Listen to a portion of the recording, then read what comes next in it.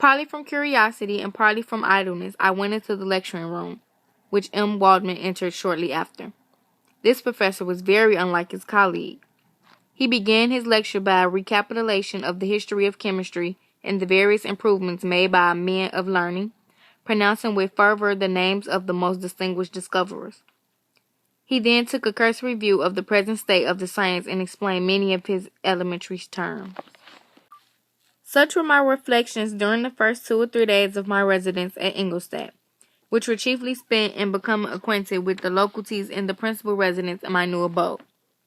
But as the ensuing week commenced, I thought of the information which M. Crump had given me concerning the lectures, and although I could not consent to go to hear that little conceited fellow deliver sentences out, I recollected what he had said about Mr. M. Waldman, whom I had never attained the age of 17. My parents resolved that I should become a student at the University of Ingolstadt.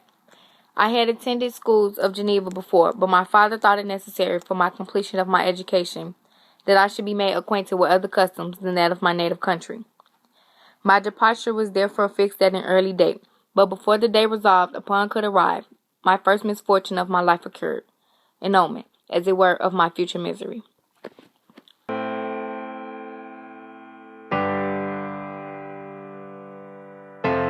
Elizabeth had caught the scarlet fever. Her illness was severe, and she was in the greatest danger. During her illness, many arguments had been urged to persuade my mother to refrain from attending upon her. She had at first yielded to our entreaties, but when she heard that the life of her favorite was menaced, she could no longer control her anxiety. She attended her sick bed. Her watchful intentions triumphed over the malignity of the distemper.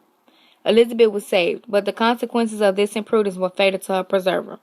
On the 3rd day, my mother sickened. Her fever was accompanied by the most alarming symptoms, and the looks of her medical attendants prognosticated the worst event.